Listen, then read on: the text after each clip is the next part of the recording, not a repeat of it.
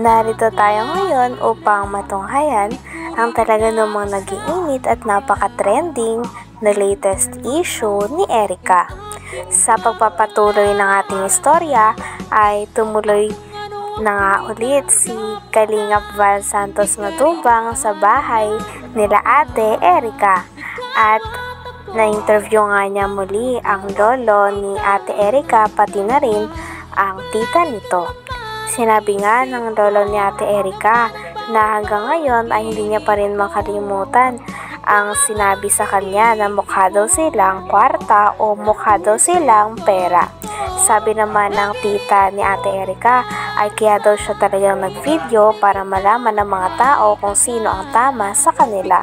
Wala ng tao dito, yun na nga, nagpunapad ka lang ng konting tampo, pero hindi pa rin. Ano pa dun? Tapos kung ano pang binabato sa ating mukhang kwarta daw. Ako, sa social media na magulo po nila, baliktad po. Baliktad nila. Kaya nga po ako nag-video na kasi sobrang na po yung mga ginagawa nilang kapwa-anuhan sa amin. Para po malaman po ng mga tao kung sino po sa amin tama. So, po sa mga paratang po nila eh. Nandyan din po yung ebidensya na sinasabi nila sa akin, nandyan hindi ko ini-erase yung mga text. wala, nilinaw ko kasi meron siyang pinost sa social media at na marami nakabasa. Baka naman yung sinasabi niya meron din katotohanan. Kaya pumunta ako dito. Hindi po kami natatakot, Kuya Bal. At ang nakakatotohanan lang. totoo niya, tututusan niya. Ako ang marunong akong magkuhan sa Yan Kuya Bal, babae na yan. Ito yun. Opo, yan. Ito yan ha? Opo, yan. Ito yan ang mga kalingap po. Siya yan. butong ginawa. Pinakita pa nga ni Kalingap Val Santos Matubang ang picture ng naninira kay Lolo Miguel at sa tita ni Ate Erica pati na rin sa buong pamilya nila. At sinabi nga ni Lolo Miguel na hindi naman totoo ang kanilang mga pinagsasabi at kaya nga daw nag-video na ang tita ni Ate Erica nang sa ganon ay malaman ng mga tao ang mga kasinungalingan na sinasabi sa kanila. Talagang nagagalit na nga si Lolo Miguel dahil napakaraming sinasabi na hindi totoo dahil sa kanila, lalo na nung lumabas pa ang isang post ng isang babae na involved din sa pag-aaway ni Ate Erica at ng kanyang pamilya. Ano? Nakialam sa buhay ninyo. Hindi ko po alam. Lagi po kausapin nila eh. Ano? Tapos sinisira-siraan kayo. Hindi ko po nakikita. Ngayon lang yan. Ngayon ko lang nakita sa telepon. Yung pong sabing ano niya, yung syuta po niya. Sino shoota? Ano, ang Jowa nito? Jowa po niya. May jowa ito, tumboy? Ang pangalan? Si Amy. Basta yung kung nagpunta dito po ng mga ilang. May girlfriend. Opo. Yun po ang nagpunta dito. Yun po ang nagano. Pero mabait naman po yun. Mabait naman yun. Pumunta rito. Punta dito. Anong ginawa rito? Yun po, nagpunta po dito nung nandito pa po nung sila Erica na nakatira. Mayroon ka palang jowang tomboy? Wala mo bang pakialam dyan kung may jowa ka o wala? Pero mabait po yun. Yan lang. Ngayon, kaninong pera yung ginamit? Pera nila o pera ni Junel? Kaya yun. Yun ay po yun. Kami po ang magpapatunay po doon. Grabe at todo nga ang pagsalungat ng lolo ni Ate Erica sa mga message at post na binabasa sa kanya ni Kalingap Val Santos Matubang.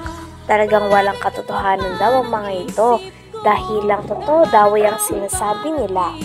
Talagang hindi nga din daw sila natatakot dahil alam din nila sa sarili nila na nagsasabi sila ng totoo. At kitang-kita din na naniniwala naman si Kalingap Val Santos Matubang sa sinasabi ng pamilya at lolo pati na rin ng tita ni Ate Erica. Grabe at patagal ng patagal ay mas lalo na nga umiinit ang mga balita tungkol sa issue ni Ate Erica. Sino nga ba ang talagang may mali sa issue na ito? po, tumigil kayo kung ayaw ninyong malaman ang katotohanan ng mga tao na binabaliktad ninyo sa amin na wala namang kaming alam. Wala naman sa akin. Ayun, kasi andito lang po ako mga kalinga para i-clarify ito. Ayoko naman po na parang daldal ko tapos yung pala tama si N. Punyakay Torres. Yan o. Hindi namin yung Eh, Lolo Migs, ano kaya yung topic natin dito? Diba, pera at ikaw ang may hawak yung pera, hindi si May. Dahil kayo ang bumili ng gamit. I have some evidence of what happened from the start. Yung pirang yun, ibinibigay lang sa akin para bumili ako ng mga mga gagamitan sa bahay. Pero nasa kanya ang pira, siya ang na-withdraw. Siya ang uli-uli mag-asawa sa dai. doon na sila natutulog. Doon sila natulog. Pag makain sila, hindi gusto ng ulam dito, doon sila nakain sa dai. Sino? Yung sila? Asawa. Sila May? Sila May, yung tatlo. Buhay ray na. Sinabi pa nga sa post na talagang parang sobra na daw ang pamilya, lalo na ang tita ni Ate Erica at ang lolo ni Ate Erica sa kanya. Kaya naman pinagtatanggol nga ng post na ito si Ate Erica at ang kanyang ate. Talagang sabi nga ng lolo ni Ate Erica ay napakarami daw maling impormasyon doon at talagang pinaliwanag din ni Lolo Miguel ang kanyang sarili sa mga manonood. Talagang marami pa nga mga bagay na hindi nalilinaw tungkol sa issue na ito, kaya mareresolba pa kaya ang mga ito? Dahil nagagalit na nga talaga si Lolo Miguel pati na rin ang tita ni Ate Erica. Talagang habang patagal na patagal ay mas umiinit na nga ang issue nito. Sino nga ba ang tunay na may mali? Ang pamilya ba ni Ate Erica o sila Ate Erica at ang kanyang ate? Buhay ray na nga. Nangyayari. Ano?